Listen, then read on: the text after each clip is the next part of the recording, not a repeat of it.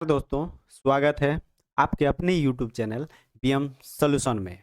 और मैं आज आपको बता दूं कि आज हम लोग महाराष्ट्र सर्किल का पीएसए का पेपर 2021 का सॉल्व करने वाले हैं।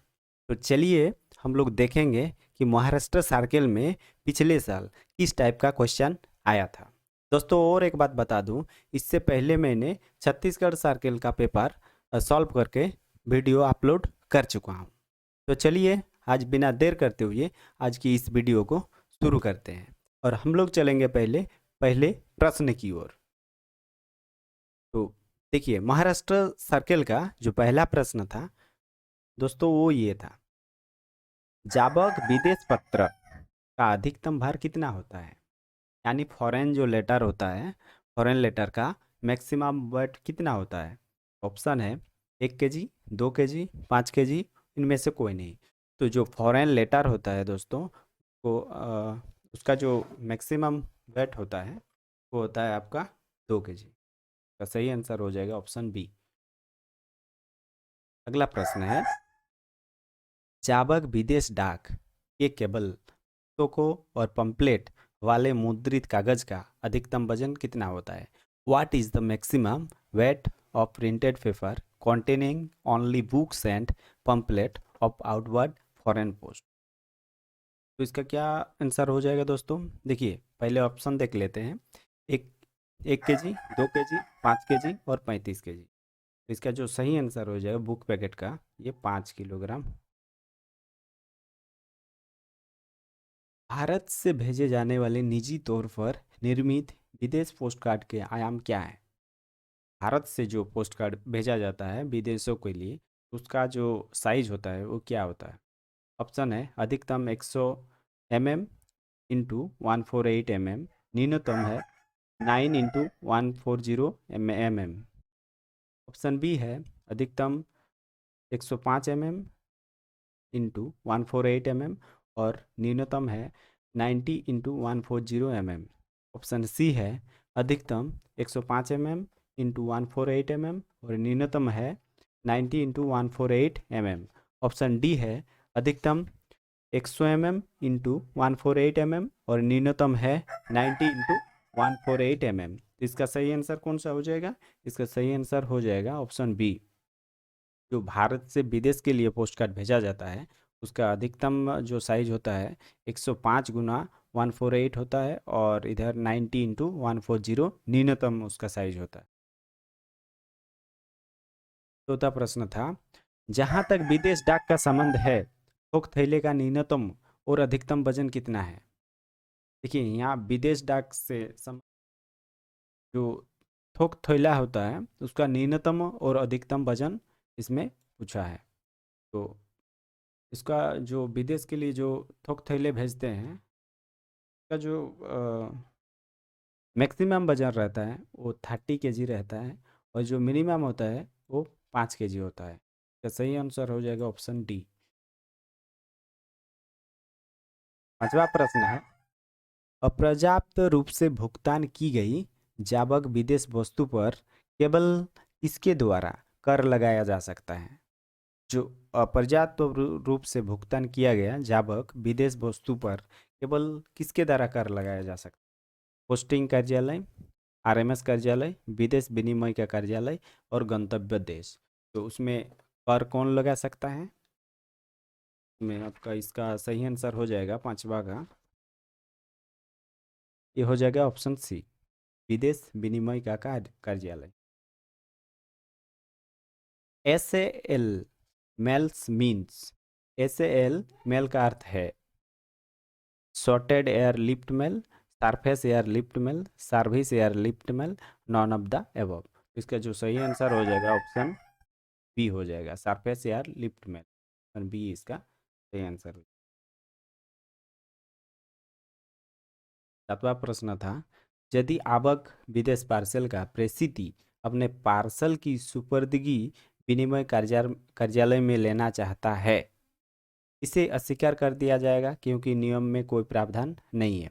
इसे निर्देशालय की के डी अनुभाग द्वारा अनुमोदित किया जाता है और ऑप्शन सी है प्रसिद्धि को अपना पहचान के प्रमाण सहित सभी दस्तावेजों के साथ विनिमय कार्यालय में बुलाना होगा।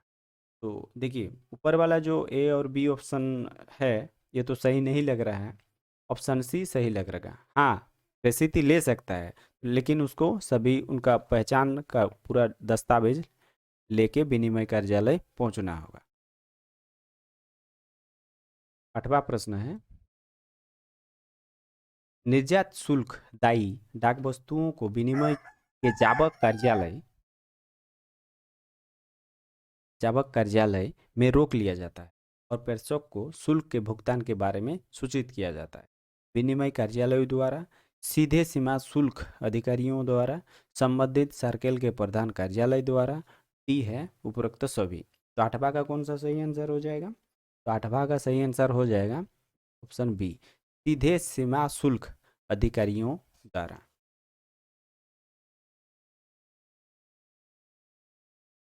9वां प्रश्न है जब एक बीमाकृत विदेश पार्सल एक देश से दूसरे देश में पुनः प्रेषित किया जाता है तो क्या होता है? चलिए ऑप्शन पढ़ लेते हैं। कोई अतिरिक्त बीमा शुल्क नहीं लगाया जाना है। इस तरह के प्रेषण के लिए मूल बीमा शुल्क का आधा लगाया जाना है। ऐसे प्रत्येक प्रेषण के लिए एक नया बीमा शुल्क देय हो जाता है। और ऑप्शन डी है उपरोक्त में से कोई नहीं। तो दोस्तों आपको बता दूं, जब भी कोई पार्सल दूसरे देश से पुनः प्रेषित किया जाता है तो उसके लिए क्या होता है, ऐसे प्रत्येक पर्सन के लिए एक नया बीमा शुल्क लग जाता है। वो फ्री में प्रेषित नहीं होगा और ना ही आधा पैसा में होगा। इसके लिए एक नया बीमा शुल्क लगता है। तो इसका सही आंसर हो जाएगा option A fresh insurance fee become payable for each such transmission. 10वां प्रश्न है यदि काउंटर पर विदेश डाक के तहत एक अद्यतन या कम भुगतान वाली पंजीकृत डाक वस्तु दी जाती है, इसे पंजीकृत नहीं किया जा सकता है। इसे एक टिप्पणी के साथ पंजीकृत किया जा सकता है कि कमी की परिस्थिति से लिया जाएगा। इसे पोस्टमास्टर को उसके निपटान के लिए सौंपना होगा। ऑप्शन डी है उपरोक्त में से कोई नहीं। तो देखिए ऑप्शन ए है इसे पंजीकृत नहीं किया जा सकता, बिल्कुल सही। ऑप्शन बी बोल रहा है इसे एक टिप्पणी के साथ पंजीकृत किया जा सकता है। जी ऐसा बिल्कुल नहीं है, इसका कोई नियम नहीं है। इसे पोस्टमास्टर को उसके निपटान के लिए सौंपना होगा, ये भी गलत है। इसका सही आंसर हो जाएगा ऑप्शन ए, इसे पंजीकृत नहीं किया जा सकता। It can not be registered. भारतीय डाक का प्राथमिक डाटा केंद्र यहाँ पर कार्य कर रहा है। ऑप्शन है नवी मुंबई, नई दिल्ली, चेन्नई, मैसूर। ये सभी को आपको पता होना चाहिए। ये ऑप्शन ए हो जाएगा, नवी मुंबई।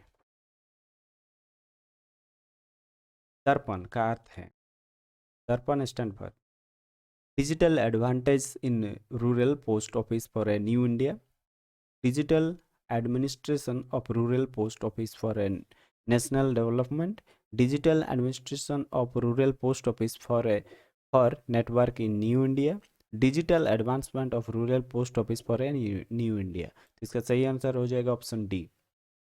दर्पण का जो अर्थ होता है डी सही हो, digital advancement of rural post office for a new India. 13वां प्रश्न प्रत्येक डाकघर को डैश में एसओएल सर्विस आउटलेट कहा जाता है। फिनेकल में सीएसआई, फिनेकल और सीएसआई इनमें से कोई नहीं। इसमें प्रश्न में क्या बोल रहा है, each post office is called S SOL. SOL में हर एक पोस्ट ऑफिस को क्या कहते हैं? फिनेकल, सीएसआई, फिनेकल और सीएसआई इनमें से कोई नहीं। तो इसका जो सही आंसर हो जाएगा 13 नंबर का सही आंसर हो जाएगा फिनेकल। दोस्तों अगर इस वीडियो को आप लोगों को अच्छा लग रहा है तो लाइक और अपने दोस्तों में शेयर जरूर कीजिएगा। चलते हैं अगले प्रश्न में। 14 number DPMS and F&A are module of. DPMS और F&A किसका मॉड्यूल है? ऑप्शन है CIS, CSI, NI, non of these. इसका जो सही आंसर हो जाएगा, ये जो दो मॉड्यूल हैं DPMS और F&A, ये CSI का मॉड्यूल है। ऑप्शन बी इसका सही आंसर हो जाएगा। 15 नंबर क्वेश्चन लागत केंद्रों और लाभ की अवधारणा देश में है। लागत केंद्रों और लाभ की अवधारणा देश में है। The concept of cost centre and profit is in McCamish, NI, CSI, none of this. तो 15 का आंसर हो जाएगा। देखिए, जो कॉस्ट सेंटर और प्रॉफिट सेंटर होता है वो CSI में होता है। तो सी आंसर हो जाएगा।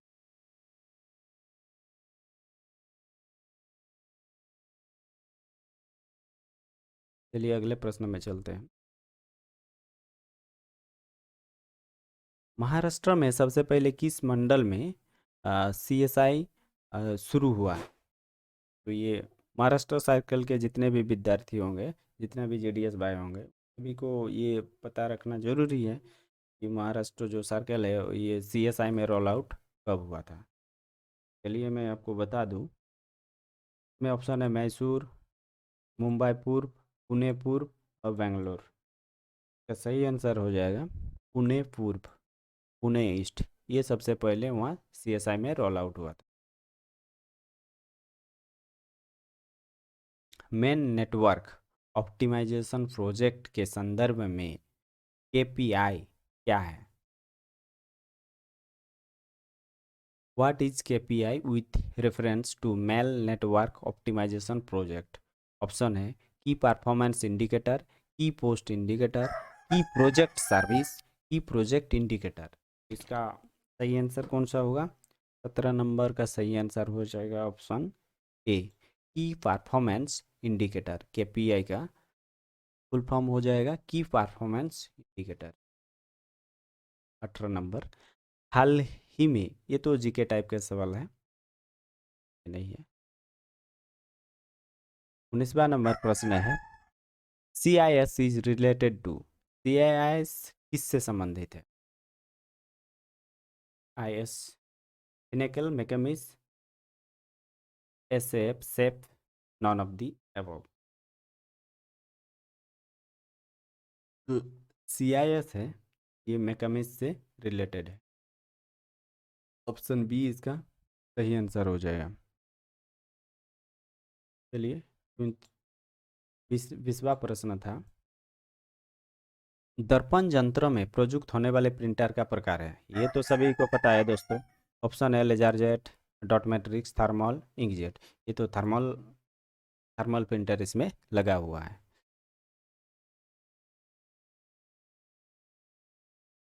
डाकघर में नॉमिनल रोल किस प्रारूप में बनाकर रखा जाता है? MS11, MS12, MS13, MS10। 21 का सही आंसर हो जाएगा MS12। डाकघर का जो नॉमिनल रोल होता है वो MS12 में बनाकर रखा जाता है। 22वां प्रश्न है, एक उप डाकघर निम्नलिखित में से एक या उन्नत तरीके से अपनी अधिदेश निधि का निपटान कर सकता है। ऑप्शन है खजाना या बैंक स्टेशन पर स्थित उप डाकघरों के मामले में खजाना या बैंक को धन प्रेषण द्वारा। हाँ, ये तो बिल्कुल कर सकता है। किसी अन्य उप डाकघर को धन प्रेषण द्वारा ये भी कर सकता है। मुख्यालय को धन प्रेषण द्वारा यानी हेड ऑफिस से तो कैश लेन देन तो उनका होता ही है, ये भी सही है। तो इसका जो सही आंसर होगा, तीनों ऑप्शन सही है यानी ऑप्शन सी इसका सही आंसर हो जाएगा। 1, 2 और 3 सही है। जब एक विशेष वाहक के माध्यम से एक उप डाकघर को धन प्रेषण किया जाता है तो उप डाकपाल की जानकारी के लिए किस दस्तावेज में एक टिप्पणी लिखी जानी चाहिए कि पैसा कैसे भेजा गया था? जब डाकघर और प्रधान डाकघर जब उप डाकघर और प्रधान डाकघर के बीच में केस का आदान प्रदान होता है तो साब ऑफिस जो होता है उप डाकघर, उसका जो लेन देन का विवरण किस में लिख के रखते हैं? ऑप्शन है उप डाकघर दैनिक खाते में, उप डाकघर पर्ची में, मुख्य डाकघर के सार में, खजाना की रिकॉर्ड में। इसका जो सही आंसर हो जाएगा ऑप्शन बी, उप डाकघर पर्ची में।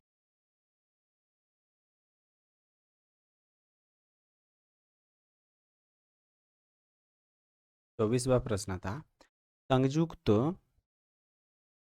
SCSS संयुक्त SCSS खाते के मामले में संयुक्त धारक पति या पत्नी के लिए आयु मानदंड क्या है? संयुक्त संयुक्त धारक भी 60 वर्ष का हो। संयुक्त धारक के लिए कोई आयु मानदंड नहीं, 50 वर्ष का होना चाहिए इनमें से सभी। जो SC/SS अकाउंट होता है उसमें जो संयुक्त धारक होता है उनका आयु पूछा है, उसका आयु कितना होना चाहिए। तो इसका आपको बता दूं, उसके लिए कोई आयु सीमा नहीं है। इसका सही आंसर हो जाएगा option B, no age criteria for joint holder. Option B सही आंसर। सुकन्या समृद्धि खाता नियमों को पहले डैश को अधिसूचित किया गया था और फिर बाद की अधिसूचना के माध्यम से डैश से अधिक्रमित किया गया था। तो ये तो बहुत ही टफ क्वेश्चन था दोस्तों। The Sukanya Samriddhi account rules were first notified on dash and then supers superseded from through a subsequent notification। देखिए आंसर हो जाएगा ऑप्शन डी।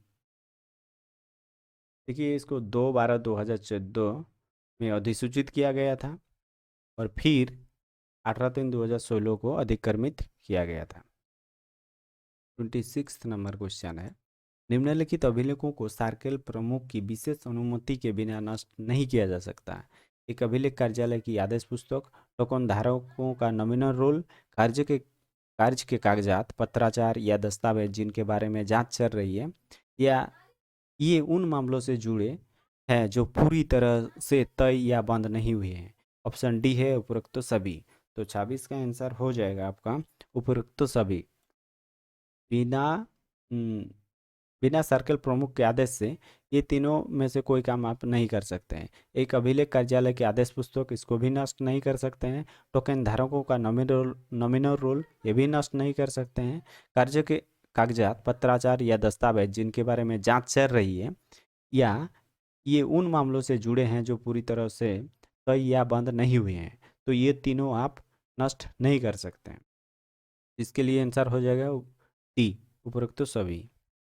प्रधान छँटाई सहायक इस प्रारूप में दैनिक रिपोर्ट तैयार करता है, MS-84, MS-81, MS-83। तो इसका आंसर सही हो जाएगा। जो प्रधान छँटाई सहायक होता है, the head sorting assistant prepare a daily report in format, MS-83 में रिपोर्ट तैयार करता है। कार्यालय को संबंधित डाक थैले किसके द्वारा खोले जाने चाहिए। जो कार्यालय के लिए संबंधित डाक थैला हो तो वो कौन खोल सकता है, छँटाई सहायक, प्रधान छँटाई सहायक, अभिलेख अधिकारी, उपरोक्त में से कोई भी। तो इसका सही आंसर हो जाएगा प्रधान छँटाई सहायक। मेटल टोकन का नॉमिनल रोल किसके द्वारा रखा जाता है, छँटाई सहायक, प्रधान छँटाई सहायक, अभिलेख अधिकारी, उपरोक्त में से कोई भी। तो 29 का आंसर हो जाएगा ये अभिलेख अधिकारी रखता है, यानी रिकॉर्ड ऑफिसर। एशिया महासागरीय डाक संघ की स्थापना डैश में इसके मुख्यालय के रूप में की गई थी। 1962 मनीला, 1987 सिंगापुर, 1966 सिडनी, 1962 नई दिल्ली। इसका सही आंसर हो जाएगा 1962 मनीला। चलिए ये तो दोस्तों 23 ग्राम वजनी अंतर्देशीय पंजीकृत पार्सल के लिए पुनः शुल्क क्या है। तो ये जो 4 ऑप्शन है इसका एक्चुअल 2300 ग्राम का लगेगा 83, लेकिन जो पुनः प्रेषण होता है अंतर्देशीय पार्सल के बारे में पूछ रहा है, तो उसके लिए उसका चार्ज आधा हो जाता है। तो ये चारों ऑप्शन गलत है, इसका आधा हो जाता, 83 का आधा लगता। डाक वस्तु को वापस बुलाने का शुल्क क्या है। T2 वाला प्रश्न में बोल रहा है कि डाक वस्तु को वापस बुलाने का शुल्क क्या है। ऑप्शन है 8, बी ऑप्शन है 7 रुपया, सी ऑप्शन में 6 रुपया और डी ऑप्शन है 9 रुपया। तो इसका जो सही आंसर हो जाएगा 6 रुपया लगता है। अगर किसी डाक वस्तु को वापस बुलाना है तो उसके लिए आपको 6 रुपया चार्ज देना पड़ेगा। 5 kg से अधिक वजन वाले प्रत्येक पार्सल के लिए घर पर वितरण का शुल्क कितना है। जो 5 किलोग्राम से अधिक वजन का पार्सल हो और वो होम डिलीवरी करना हो तो उसके लिए कितना पैसा लगता है। तो उसके लिए आपको देना पड़ेगा 5 रुपया। 3945 के मूल्यों के एमओ के लिए कितना प्रभार है। 3945 मनी ऑर्डर ईएमओ वैल्यू के लिए कितना आपको चार्ज देना पड़ेगा। सही आंसर हो जाएगा 198। सी सही है।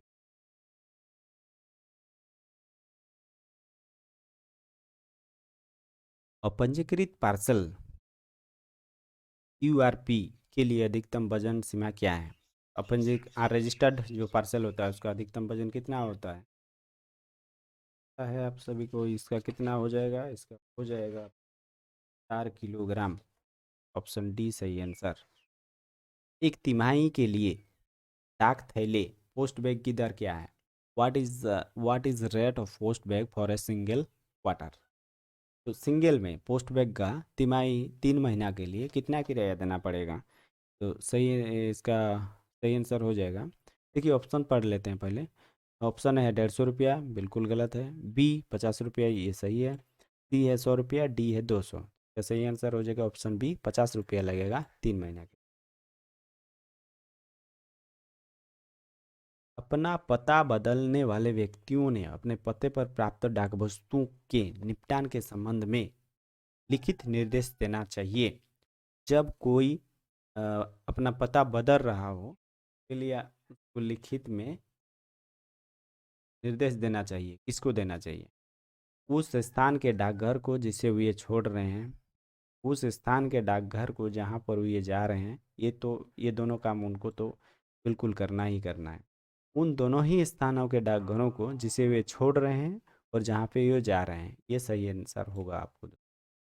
ऑप्शन सी इसका सही आंसर होगा। क्योंकि देखिए जब कोई अपना जगह छोड़ रहा है तो वहाँ के जो लोकल में पोस्ट ऑफिस पड़ता है उसको भी खबर देना है, और जहाँ वो जा रहा है वहाँ के पोस्ट ऑफिस को भी वो सूचित कर देना चाहिए। सही आंसर होगा option C. EMS means, EMS का अर्थ है electronic mail service, express mail service, E enable mail service, none of these. इसका सही आंसर हो जाएगा एक्सप्रेस मेल सर्विस। आईपीओ की उच्चतम मूल्य वर्ग है 100 रुपया है दोस्तों। आईपीओ का जो उच्चतम हाई डेनोमिनेशन होता है वो 100 रुपया का।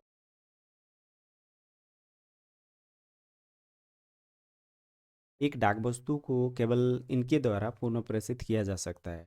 कोई भी रेल डाक सेवा कार्यालय इसके माध्यम से यह पार जाती है? नहीं, ये बिल्कुल गलत। कोई भी डाकघर जिसके माध्यम से यह पार जाती है? गलत। जिस कार्यालय को इसे प्रेषित किया गया है? बिल्कुल सही है। यानी ऑप्शन सी इसका सही आंसर हो जाएगा। The office to which it is address.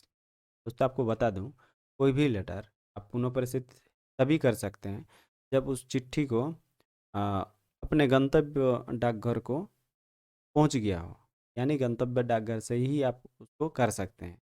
यानी जिस कार्यालय के लिए वो प्रेषित किया है उस कार्यालय से ही पुनः प्रेषण किया जा सकता है, बीच के कहीं भी किसी भी कार्यालय से नहीं कर सकते। PMJJBY का पूर्ण रूप क्या है? प्रधानमंत्री जीवन ज्योति बीमा योजना। ये तो पहला ही ऑप्शन सही है।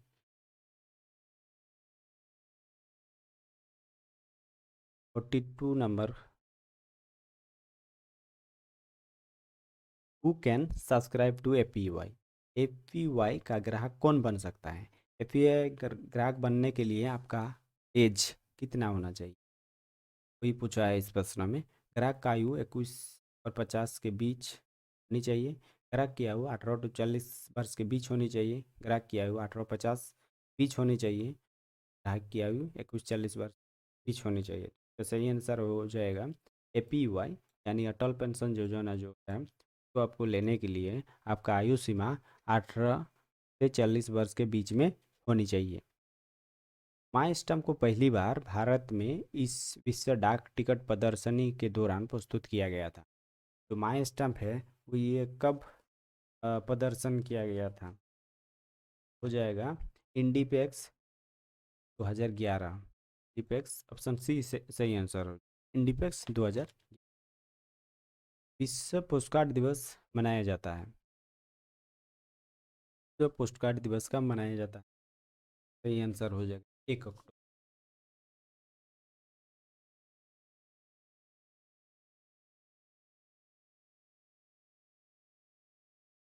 40वां प्रश्न है, इंटरनेशनल स्पीड पोस्ट ईएमएस के लिए सामान्य अधिकतम भार है 35 kg, 40 kg, 20 kg, 15 kg। का सही आंसर हो जाएगा 35 kg। स्पीड पोस्ट का अधिकतम भार है वो 35 किलोग्राम होता है। पीबीई का पूर्ण रूप क्या है? Postal bill of exchange, postal bill of export, postal bill of examination, postal bill of exhibition. तो इसका जो सही आंसर हो जाएगा, तो सही आंसर हो जाएगा आपका option B, postal bill of export. M थैले के लिए वजन का प्रतिबंध डेस्क तक है। Weight restriction for M bag is up to. का ऑप्शन है 7 kg, 10 kg, 20 kg, 30 kg। ये एम बैग जो होता है 7 kg सही आंसर हो जाएगा। अंध साहित्य के लिए वजन का प्रतिबंध तक है। जो ब्लाइंड लिटरेचर होता है उसका अधिकतम वजन कितना होता है? 7 kg होता है।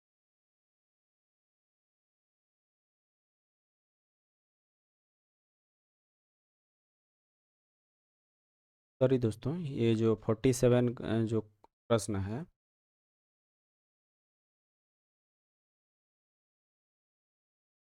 47 वाला ऑप्शन ये गलत बताया आपको। ये इसका जो सही आंसर हो जाएगा 47 का 30 kg हो जाएगा। ऑप्शन डी सही आंसर हो जाएगा। और 48 का जो ब्लाइंड लिटरेचर होता है वो 7 kg तक होता है।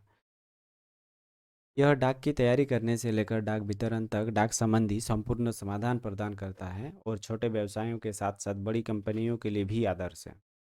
कौन सा पोस्ट है? Logistic post, business post, direct post, field mail. 49 का आंसर हो जाएगा ऑप्शन बी, उसको बिजनेस पोस्ट कहा जाता है। 50 नंबर प्रश्न है और आज के इस वीडियो का आखिरी प्रश्न है। भारतीय कॉरपोरेट और सरकारी संगठनों को संबंधित ग्राहकों तक पहुंचने की मदद करने के लिए भारतीय डाक इस माध्यम से एक अनूठी विज्ञापन संकल्पना प्रस्तुत करता है। बिजनेस पोस्ट, मीडिया पोस्ट, ई पोस्ट, लॉजिस्टिक पोस्ट। का जो सही आंसर हो जाएगा ऑप्शन बी, मीडिया पोस्ट। दोस्तों, अगर मेरा ये वीडियो आप लोगों को अच्छा लगा है तो लाइक और शेयर जरूर कीजिएगा। ये था हमारा आज महाराष्ट्र सर्कल के 50 टीओपी आप लोग को प्रीवियस ईयर पेपर का सॉल्व कराया गया। थैंक्स फॉर वाचिंग दोस्तों, मिलते हैं नेक्स्ट वीडियो।